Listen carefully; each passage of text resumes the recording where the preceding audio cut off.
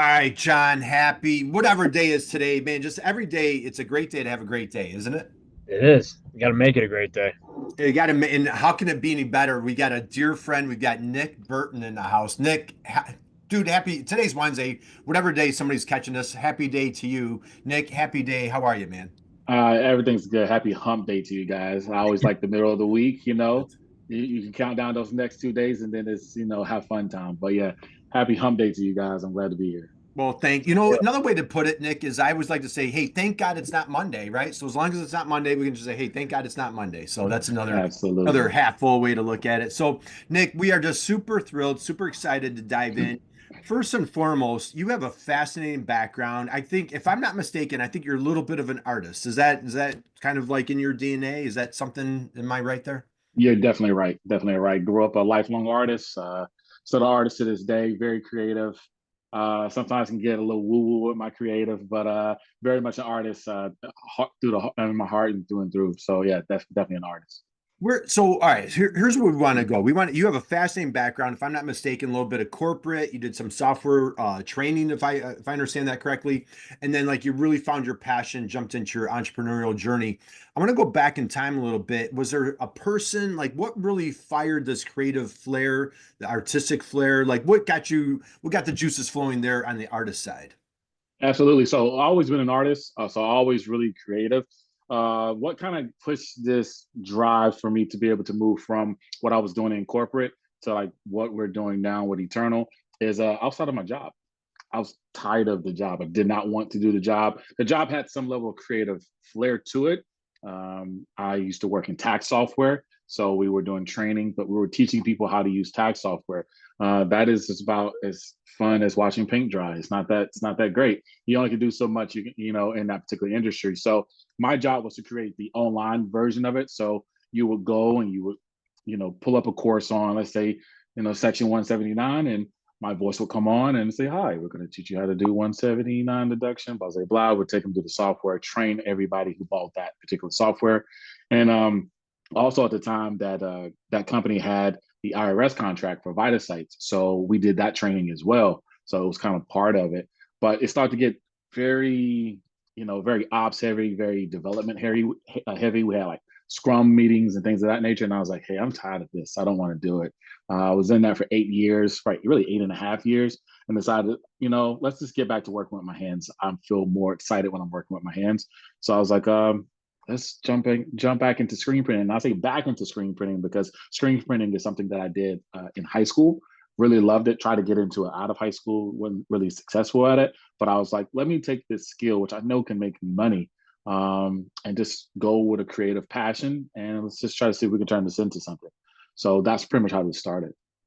Nice. All right, so let's go here. So if I'm not mistaken, you 2014 is when you took the leap. Is that when you started Internal Designs? Yeah, so 2013 kind of left that company there around October and then officially started, yeah, January 2014. All right, take us back there. So for anybody catching us, maybe their dream is entrepreneurship. Maybe they're a corporate warrior, and they're like, "Man, someday I'm going to do what Nick did." Can you take us back? Back in that time, 2013 sounds like it was holidays. I mean, it's not for the weary going into entrepreneurship, right? And I Hmm. caught a really interesting article that you had, and it said like, I started completely from zero, right? Did I read that correctly? So Correct. just talk a little bit about like what were the emotions? Scary, excited. Let's go back to December of or fall, fourth quarter of 2013 when you launched. Okay, so I had two emotions. I like to say I had the realistic emotion and then I had the ego, right? The ego was like, let's get to this money. That was my ego. We're going to get to this money. We're going to drive. The realistic version of me was like, well, how are we going to get to the money, you say, sir? So there was very much two dual thoughts. This did kind of lead up. This was a lead up here. So it wasn't something that I had a thought and then I kind of just jumped. Like the beginning of 2013, I started acquiring equipment. So I was like, I went on the Craigslist and I started buying stuff off Craigslist. And I was like, all right, we're going to start accumulating this equipment and this thing and this thing.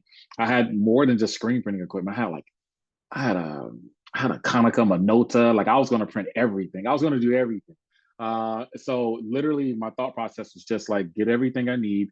Let's start and then let's start finding customers. But very much when I took the leap and actually left, I was kind of building up towards it. So I was like, I had a month, and then I was like, I might need to push it a little longer. And I pushed it a little longer, and eventually October was the month. The end of October was the month I landed on.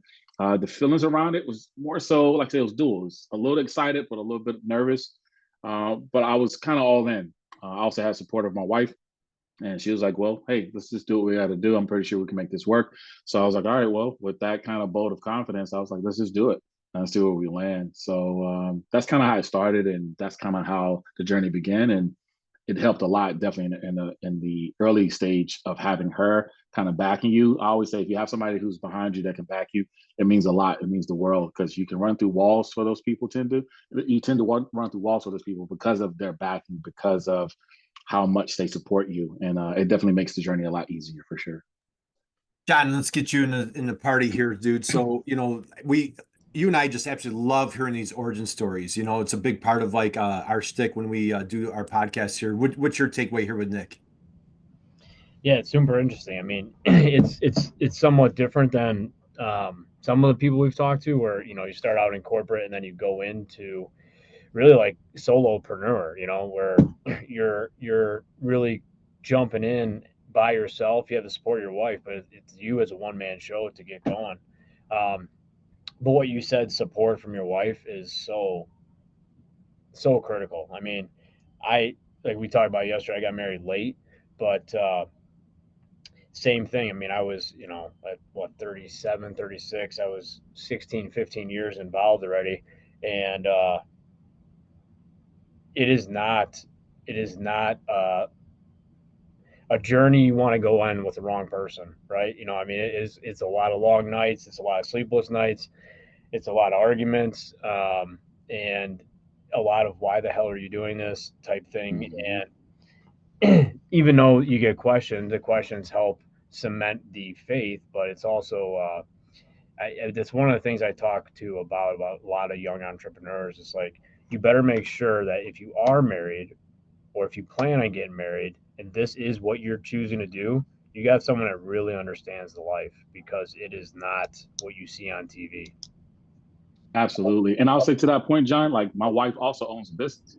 Sure. So she understands it. So Yeah. she's like, hey, let's do what we have to do. I understand it's going to be hard. I understand it's going to be difficult, but we can pretty much kind of play off each other and make it a thing. So it wasn't really something where I was like, okay, like two green people. It was very much like, she had her business before I started this business. So it was a thing where I was like, all right, I think we can make this happen. I don't know how, I don't know how. So, but I know we can do it.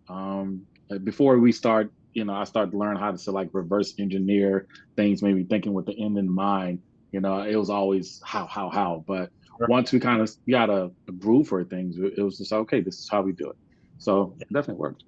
That's awesome, man. Yeah, Mm-hmm. I love it. And we always say, it takes a village to raise a child. It takes a village to raise a business, right? And John, man, and both you guys are hitting it right on the head. But to have your partner, your life partner, with you by your side, locked in arms, we're like, hey, we're gonna ride this roller coaster together. So, Nick, you have a fascinating name of your business. I'm going to pull up your website in a minute because you are doing amazing work. I want to give us some background on the name. You have such a great name. I caught on the podcast. You shared a little bit where you came up with this name. Share it with folks where you came up with this. Yeah. So it doesn't have like a religious origin. I remember one day I was in Chick-fil-A, and somebody was like, she seen the shirt that says eternal, and she was like, amen, brother. And I was like, what? And I was a little confused, but I was like, oh, it's the shirt. So I got that. But truth be told, eternal just kind of just comes from just something that lasts a very long time. We all have our own. We all have either one or two garments that are our favorite garments. We wear them all the time. They have holes under the armpits.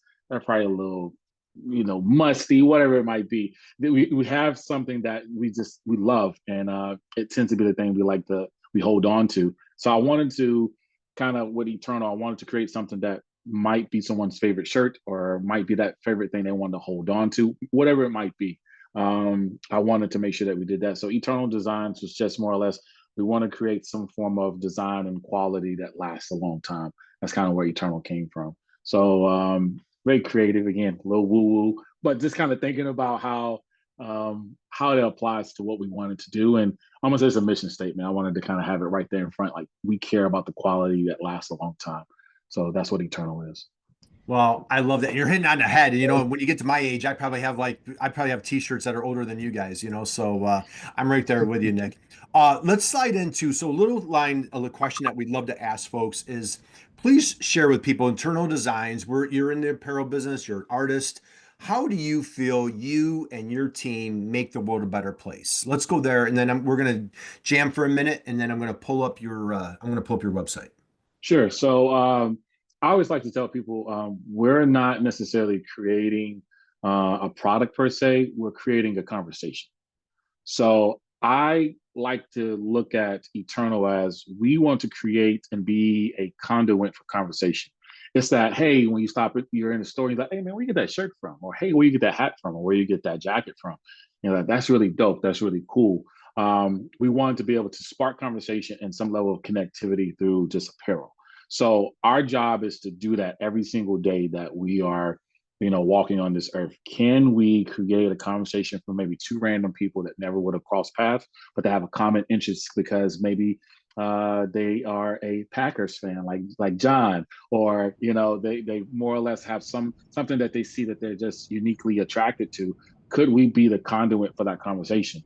And could we just create more value in just people? Because I think nowadays in 2025 and definitely beyond, unfortunately, we've gotten away from just true connectivity as people. If we're not head down, we are very much antisocial because we've been so head down. And I wanted to try to create more of that just in what we do, product wise, customer service wise, and in the conversations we drive through all the things that we do. That's really the goal. And that's kind of our mission. Like, can we create some level of conversation around this artistic expression that we call, you know, printing and custom apparel? So that's kind of our goal. That's amazing. Nick or John, I'm going to go back to what that woman said at Chick-fil-A. Amen, brother. How was that? That was a great line right there. Nick, John, what do you have? Go ahead. I was going to say, like, that's such a great perspective because, you know, you remember as a kid, like when you get home from school or something and you're growing and whatever the clothes you absolutely love that your mom gave away. And it's like that gut punch feeling, like you gave away my favorite hoodie. It'd be crazy. You know, and it's like the emotional attachment to that piece of fabric. And it's when you think about it, we talk about this, like when I talk about to my team, I'm like, you're creating memories, not just t-shirts. Like if you think about the best time you had in your life or a concert or a Packers game or, you know, a Patriots game for you, there was too many championships there, but you probably remember what you were wearing, you know what I mean? And it's like, you can attach that time and space with that shirt or with that hat you were wearing, and there's power there. But yeah, then also conversationally, right? You know, like travel the world and you randomly see someone wearing a Packers t-shirt. It's like you go up and talk to them or they come up and talk to you. It's like you have no community or no connection. And then they see just a freaking logo on a t-shirt and it's like they want to talk your ear off. And it is pretty cool. You know, people are very tribal and they align with a group. You know, it's like you look at, like, not to get all psychological here, but the most basic human need is to belong to something, right? And how do you identify you belong with something? And that's through unity. And what is the unity symbol? It's a brand, it's a logo. You can, you know, come together under a common color or a common theme. And there's just so much going on biologically that draws people that it's crazy when you think about we're just putting ink on a t-shirt, but it's way more than that. It's way more than that. You're absolutely right. I definitely agree. Absolutely. So, all right, Nick, we're gonna go into. I've got a ton of questions for you, dude. So we're gonna go to your website, and this is, gosh, John, where do you keep finding all these amazing guests week in, week out? I don't know how you do it. So, this is all Cassie, man. Man, all right. So we're with Nick Burton. We're at Eternal Designs, and just Nick, this is just phenomenal. So just talk first off from a website perspective. Love your website. Encourage, welcome, invite anybody. Go to Nick's website, check it out. He's got all sorts of exciting things going on. So Nick, we're gonna cruise around here. Just talk to us a little bit about some of your products, some of the solutions. What do people expect when they do business with you? Yeah. So again, we want to start kind of with the end in mind. So when we work with people, we're always asking first and foremost, like, what is this for? What do you want to do? What are you trying to create here? Are you just trying to get us to slap ink on something? Like, hey, I'm sorry, but we're not going to necessarily do that. We want to know exactly what they're trying to do, so we can try to create the best thing that brings the best value in what they're trying to accomplish. So if you are I'll say like this. Let's say if you want to like a uniform or something like that. We don't if you're like, yeah, we want to look like the best looking team out there in the field, even if we don't play like it, cool. And that's what we need to know so we can actually create some things. So we try to do that in what we call like the basic services. But we want to try to just make those basic services extraordinary: screen printing, embroidery, uniform work, patches, throwing some online stores there for fundraising, and as well as promo items for anybody who's looking to do promo. And that's kind of where our services are at. We do some transfer work as well, but we try our best to kind of keep that to a minimum as much as possible. But we try to just get back to the basics of all of this. So in creating the website, we just want to give people some basic information, nothing that's going to be too in depth, and just try to help them make the best decision possible with actual visuals for work that we've done, and try to also make the ordering process and quoting process easy as well by giving them options to be able to quote and quote for what they need exactly from the website. So just try to make it very simple, all like a one-stop shop, but nothing really crazy in depth. We will do some different things to it, but just try to make sure it's visually appealing as well. That's kind of the purpose of our website.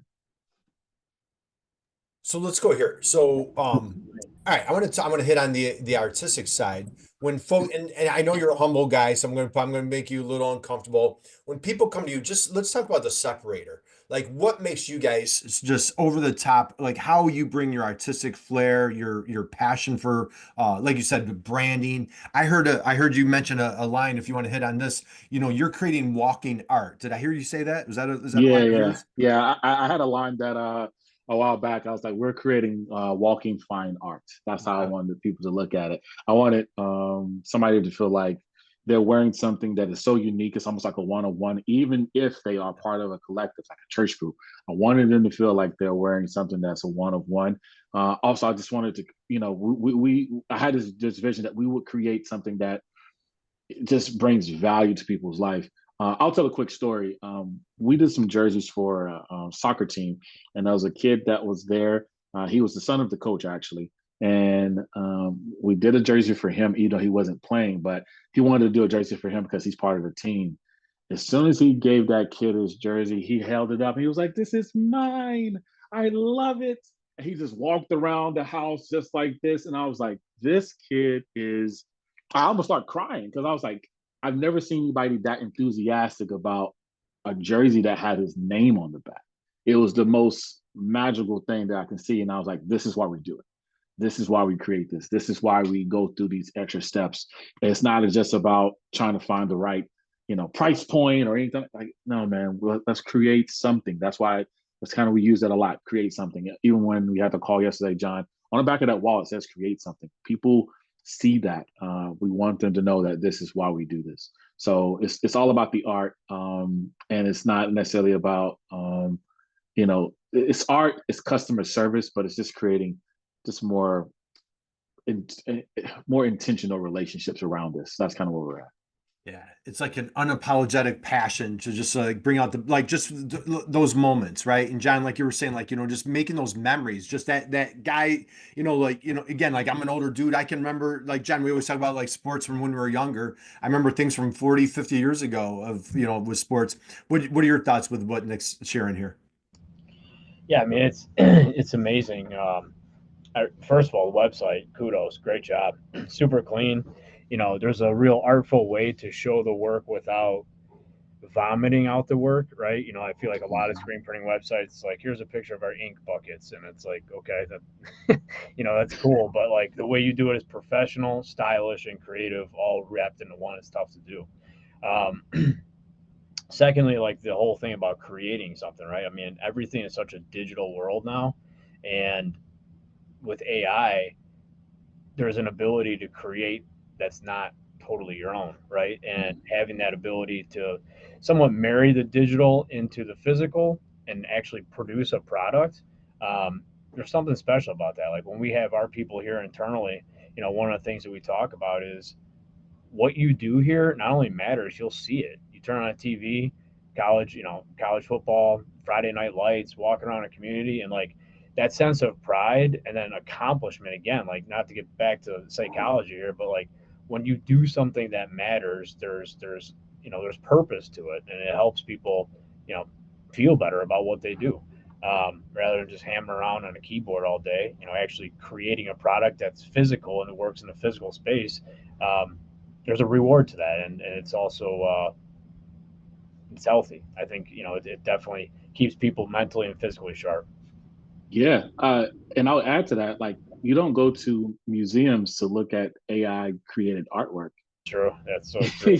You just don't. You're Yeah. saying somebody made this, somebody head and thoughts and body and feeling conceptually came up with this thing that allowed them to visualize it on a wall, paint it, or on a sculpture, and Michelangelo, and just like you're looking at someone's inside of someone's head in a sense. And when AI's here, like I don't think we're looking at people who can prompt really well. Like it's there's no life there. It's like creating water and seeing a fish or swim in it. I don't think they will. It's just we need the life, we need the essence of it. So that's kind of why we're really big on staying with the creative side, using AI to aid it, but trying our best is to stay as humans creating as much as possible. I love that, Nick. John, I'm reading that book. 10x is easier than 2x. I don't know if you guys have read that book, and they open up with Michelangelo. So Nick, I'm in the midst of reading that book, and they do a great example. If you hear the cliche, like Michelangelo described, like when he created his masterpieces, he just chipped away at what didn't need to be there. You know what I mean? Mm-hmm. And so I just absolutely love that. I do.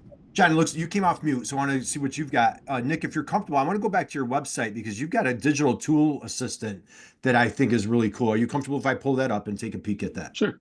Nick, or John, what did you have? I accidentally came off mute. Sorry. Oh, that was hey, it's our first podcast, Nick. Sorry. All right, so I'm gonna come back to your website, and you've got under resources, you've got right here, templates and charts, design studio. Either one? Can I go to design studio? Is that cool? Sure. Okay. Walk us through. So again, for like your ideal client, they've never heard of you, don't know you, didn't catch how amazing you are, don't know that you're this wonderful artist that's bringing, their dreams, their passion to life. What am I seeing here? So in the design studio, you're seeing a lot of the options for different garments. Of course, they can search for whatever they want.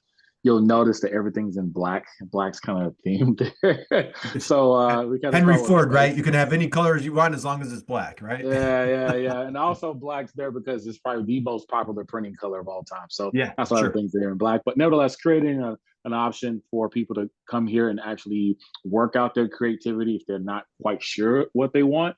Sometimes people come and they say, well, we want this, but we're not really sure. For those who have a little time, it literally just allows them to go to the design studio, choosing an option, uploading the artwork or picking from the default items that are there as far as default artwork, and allow them to kind of create whatever they would like in that space. So there's a lot of different options to choose from. We're just going to give people a space to be able to tinker and doodle around with different ideas.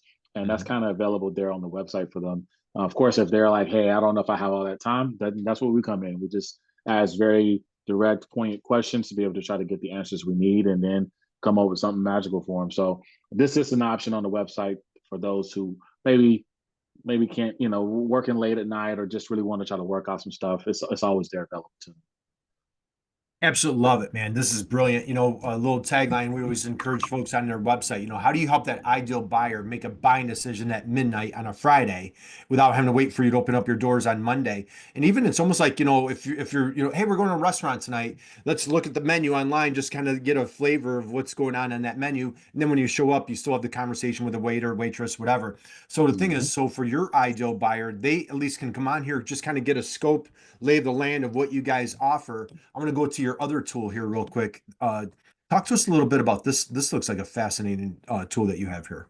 Yeah, so this is just some stuff to kind of help people out. like, hey, kind of our placement guides, some of our default standard colors. Same Yep. thing with our threads. Yep.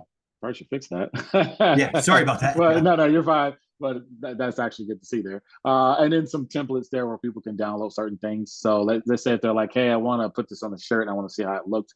We gave them some templates of some of the more popular items for them to download, along Yep. with just kind of our default colors, placements, and then the shipping guide so they can at least see exactly how long it'll take for things to be shipped from here to wherever they're located at in the country. So just very simple tools to be able to give people some things that helps them along their way as they create their best project. Well, I think what you've done here is you've created, like this is your 24-hour sales tool. And the nice thing is, again, like talking about like your competitive edge. Why do business with Nick? Because like John, we talk about this a lot, being in this business becomes a commodity, right? It's a piece of clothing. What's going to separate you from everybody else? And it's you, your wife as a team, your passion, your dedication, your artistic, all these things. And now when I come on your website compared to somebody else's, and like grab whatever you need. Don't worry, it's free. Like you're like right there, you're telling your ideal customer, like, hey, dude, I have your back. I know you're busy. This is free. It's a wonderful tool, and we got you. Just let's run through this, and we'll get you on your way to the next fire that you're putting out today, Yeah, absolutely. And also, um, there's I me and a friend of mine had this conversation. It's like we really hate non-free tools, Yeah. meaning they say, "Hey, it's free, but we need your email address." It's like, stop asking for that. Like, just give them something for free. Like, Give it for free. it doesn't hurt anything just to give somebody for free. I remember walking through the mall and you have that lady with a toothpick, like, "Hey, you want to try this compound chicken? Sure, I'll take it." She didn't ask for anything, That's but right. it's just literally like she didn't say, "Well, give me your email first before you get this Right. sample." It's like just Right. give the sample, and a lot of people are really attracted to that. So we want to just try to Yeah. give truly free options here, and there's more stuff to come with. The 4.0 version of this website. It's going to be a lot more free stuff that we give people a lot more access to things. So absolutely. Awesome. And I have down here at the bottom, I strongly encourage everybody connect with Nick on Facebook, Instagram. He's got his LinkedIn profile right there. Strong. He's just a wonderful human being. So, all right, let's come back here. Here's a question. I'm going a little, not that we had a really tight script, but I'm going to go off script a little bit. What I would love to know for a corporate guy coming to entrepreneurship, maybe a couple, I know I'm not supposed to do this as a person asking questions, but I'm going to anyway, Nick. First off, were there things that like when you got into entrepreneurship, you're like, man, nobody told me about this, or I didn't expect this to happen. And I'm going to stop in there. I'm going to ask you one, then I have a follow up to that. So were there any things that when you first started 2013, 14, where you're like, holy cow, man, nobody warned me about this with entrepreneurship? What are your thoughts? Yeah. What hit you there? Yeah, so there's a lot. I'm probably gonna give you an answer that most people wouldn't give you. Like I can give you like, oh well, there's tracking things, is how you do your bookkeeping and your accounting and things of that nature. I'm not gonna go there. I'm gonna go to a totally different place. No one really tells you how to manage your emotions when you get into business. They don't tell you about how to challenge yourself, but see yourself through challenging situations when you get into business. Like there's no book that's like every business book out there is very much based on how you strategize and just like nobody's telling you about the emotional side of that. That was probably the one thing that kind of hit me the most. Understanding that there are certain traumas that kind of come up when you experience certain things in business, maybe certain subconscious stuff that you haven't dealt with, how that comes up in business. And when you're hit with challenges, you react and respond a certain way. You don't really know how you're doing it. Like I recall one time in business, I had a certain reaction to a customer. It was how they said something to me did not really sit well. And I kind of was like, what? I paused and then I was like, well, hold on, but you still got to make sure you take care of the customer. I took care of the customer, but I had to analyze and say, why did I have such a visceral reaction to what that customer said? And I wanted to punch him in the face. Like, why did I have that? That's the stuff that I don't think a lot of people talk about. It's the mental. It's the business is like, oh, I like to call it's 5% business, 95% emotional and mental. I think nobody really mentions that, and that's some of the biggest struggle I would say I had. The other stuff, sure, like that's not stuff that I really knew kind of getting in. You read and you research. I'm definitely one of those. I'm a jumper. So what I mean by a jumper is I'm not one of those. Well, I think I'm thinking about doing this. Let me do all my research and know everything before that. I'm like, hey, I'm thinking about doing it. I'm jumping. So that's kind of me. But because of that, a lot of other stuff didn't come along with it as far as, well, how would you handle this? What do you think about that? What are your feelings on this? And that's probably the biggest thing I think people getting in business to think about. If they think the business is trendy, I would ask them, like, how is your mental? How is your emotional? Like, can you make difficult decisions? Can you, deal with maybe foregoing a certain level of gratification? Like, let's talk about those things. I don't think those things are mentioned enough in business. Great answer, dude. That's a first. That was a fantastic answer. And kudos to you, Nick, for having the maturity, because a lot of people I know at times I haven't, where you fight, you react, and then you're like, oh, why did I do that? Why did I say that? So kudos for you, for, taking that pause and just being like, hey, wait a minute, what's going on here? John, your thoughts on what Nick's saying here as far as like, handling emotions. So key because you're gonna do something wrong, you know, and it's like, how do you learn from that, and then how do you feel yourself going through that? Because you're not a robot, right? And when people piss you off, uh, especially your type A type personality, you fight fire with fire, and you could feel yourself getting that way again. I've had experiences like that with customers as well, and knowing essentially what, and I hate this word, it's such a buzzword, but what your triggers are, um, that are going to make you feel that way, because you're not going to just ever get rid of those, right? You're hardwired that way, but knowing what you can do to take a step back, take a breath, and evaluate: is this a long term play, or is it a short term? Is this short term going to affect a long term, if there is a long term, right? So, um, yeah, 22 to 35 is very short term thinking, very emotional, very transactional. Not only with employees, but I mean, not only with customers, with employees too, and that changes. But I also think, like what you're saying, how the mental part of it isn't talked about. I do feel like, talking to Jason last time we talked, Kurt, like, where he has a mentality that I really don't, where it's like, treat your business like your baby, but sell it like it's a trading card, right? Where it's like, and I'm paraphrasing, I don't have exactly what he said, but it's like, build it like it's your son, your daughter, but be ready to part with it like it's, something you really don't care about. And I don't feel like that at all. Um, he's been doing it a long time as well. And I think certain people are wired differently based on what their end is and what they see. But that's not how I operate or see things yet. But I feel like people that have been a part of multiple exits, um, do feel like that. So it's not something I can't feel like. I just haven't had that experience yet, to resonate with what he's saying. Because, you write that book, you might only be talking to 10% of that population. And same thing with any of the strategy books. But, doing some of these personality profiles, the DISC, the God, there's so many of them. Jordan Peterson has a couple that we've done as well. It's really interesting. Like, even within our leadership team, you can mentally peg, oh, that person's a D, or that person's an S, or he leans towards this, and then they take that test, and you're almost like biasing yourself. Like, I don't want to be that high. I'm gonna make it more a C, type thing. And your peers will kind of say, like, hey, you're fudging that. You're more of an S, you know what I mean, type thing. But having that perspective of what you think and what your peers perceive on how you're going to react, and then knowing your weaknesses, is something that it doesn't happen overnight. And you're going to be put in situations that you can never predict, and you're going to react. And it's not so much how you react; it's what you do after that is really important. Absolutely. I agree. Totally agree. Because, you have the disc, the Myers Briggs, the all those other ones. Yeah, like I don't really think people realize how much your personality and who you are and your makeup really says about you, and what it says about you. But also, it says if you're really going to be successful at the thing you're doing or not. But I think some work in that area as you kind of grow and learn business is really crucial to your overall success.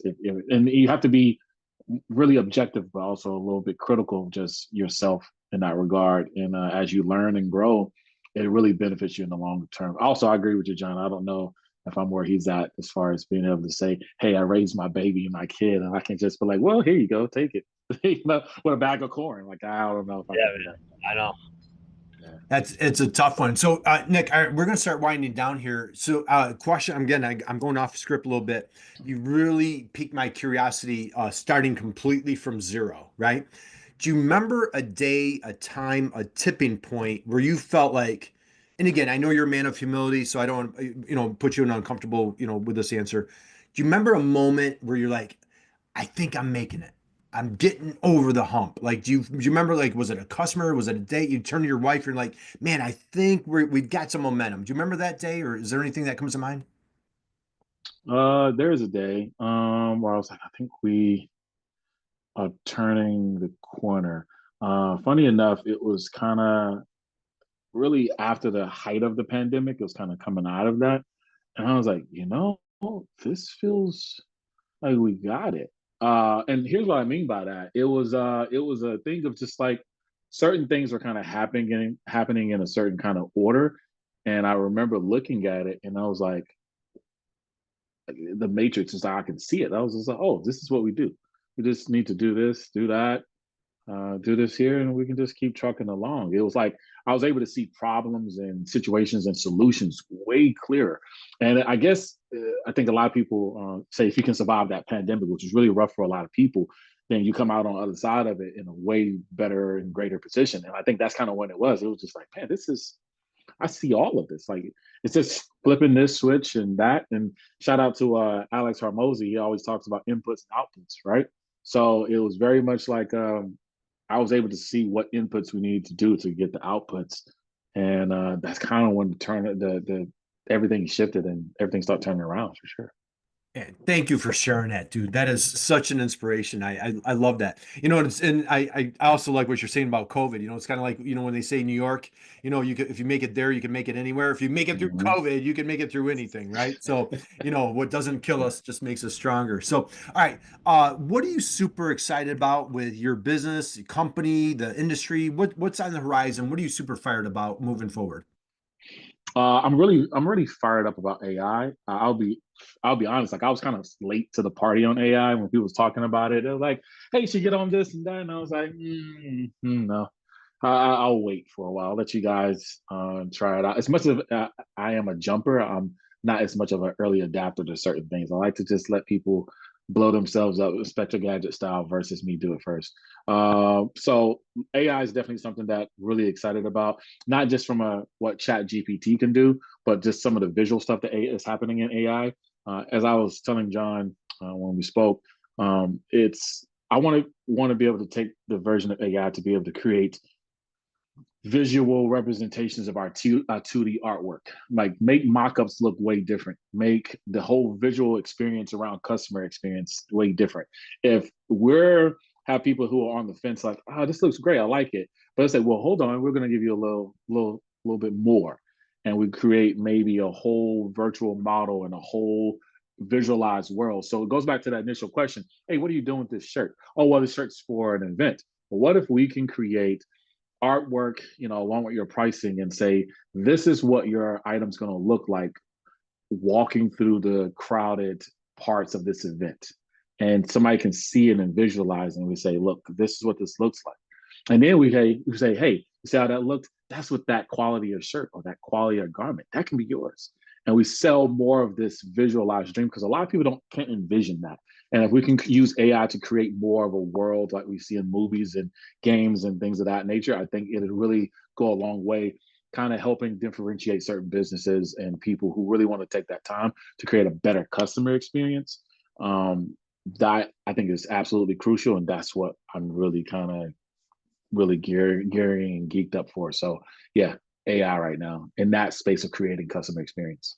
And thank you. John, I don't think we have not had that answer. We ask that question, quite often, and we have not had that answer. I'll tell you, Nick, dude, you are what a blessing. You are so inspiring, man. John, what are your thoughts with what Nick just shared about AI? Yeah, I mean, you could fear it or utilize it, and I feel there's I don't know.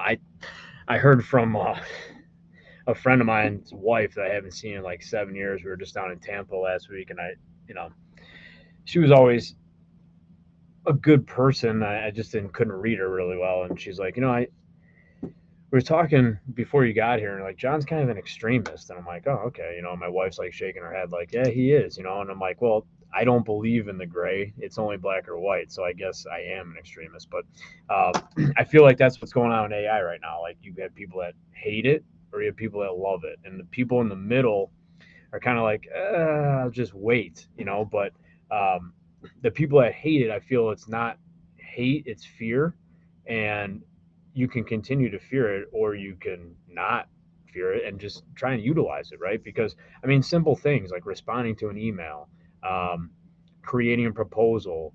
A lot of Excel stuff, like a lot of the tools that I learned, like Microsoft Access classes back in college, like I hated it, right? It was horrible. But now you could take that stuff, bring it in, and it's just the ability to be more productive with a limited amount of time. Um, God, it's amazing what you can do with those tools, and why not, right? It's like everything's becoming more time crunch, more expensive, more this, more that, and you can either bitch about it or you can get on board, right?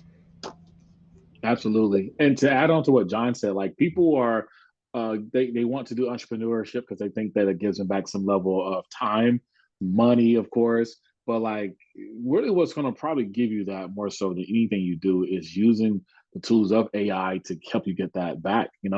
Like we want to create more of a customer experience around it, but yeah, you can use AI for your forms. Just another, I think, job form release, like AI agents, like that's going to be the wave as well. And also like you just being really good at prompting is going to help you skyrocket your business a lot. So I tell anyone and everyone, like lean into more than just artwork creation for AI and chat GPT to be able to make your email sound better. Like lean more into what's coming, because if you don't, the next man does, and you're fish out of water at that point. Yeah, I couldn't agree more, Nick. Great advice, great answer. Speaking of advice, last question for you today. For entrepreneurs out there, maybe you go back to Nick in 2013, right? What's the best business advice that you've ever received or that you would love to pass along to other entrepreneurs? Maybe again, like, someone, if there's a Nick out there just starting out, what's the best business advice that you would like to share? Best business advice that I definitely would say I did not listen to early on, for sure, is you need to know your numbers. Know your numbers. You need to know your numbers. As much as you might have that icky thing around numbers and money, and you want to make money, know what those numbers are. Get you somebody that can take a look at your books, analyze the numbers, become comfortable with the numbers, sleep, eat, breathe, just snuggle up to the numbers. It might not make sense as much early on. It might not make sense maybe even in the middle of it, but later on, those things help. And if you really can get what the numbers are telling you now, you really truly can forecast your future just by making adjustments here or there. So the best business advice for sure is knowing those numbers. That's what I would probably end on for sure. Nick, I just think you just came up with your next $1 million product line. I'm envisioning like a really artistic T-shirt that says "Snuggle up to your numbers," just be selling it to start selling it to every like small business development center that's working with entrepreneurs around the country, right? So, snuggle up to your numbers. Brilliant. Drop the mic. Love it. All right, we're gonna close out. We're gonna wind down. John, parting thoughts that you want to share from our conversation with Nick today. Not that, I mean, that's good for the old tax company too, right? Yeah. Yeah, yeah. Yeah, that's right. Every tax accountant would Right. dude, you just found like the best t-shirt for every accountant in the country. That was brilliant. Yeah. No, That's no. getting trademarked for sure. Go ahead. Trademark it, man. That's right. So, all right, John, anything you want to share? No, I got nothing, man. Like 3 or 4 mic drop moments there from Nick. So Yeah. uh, I'll let him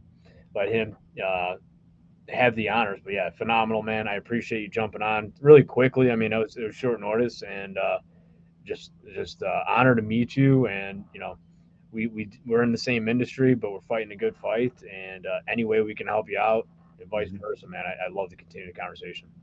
Yep. Absolutely. All right. Absolutely. For sure. Nick, thank you, dude. Big round of applause here, John. Let's give Nick a big round of applause. So, Nick, thank you, man. This was just a phenomenal conversation. I've learned tons, took a boatload of notes, and I want to tell. And before we let you go, your wife's name, please. Her name's Maria. Maria. All right. We wish you and Maria just continued massive, monstrous success. Keep crushing it. I can't wait to see that snuggle with your numbers t-shirt. I'll be the first in line to buy those. And so hang out with us for 1 second, Nick. We're going to wrap up. But man, everybody out there, just go out and just keep crushing it like Nick and John. We've got Apparel Redefined. We've got Eternal Designs here. Just, keep crushing it in the apparel industry. And just you two are going to make the world a better place. So Nick, thank you once again. We're going to stop our recording and we'll catch you guys next week.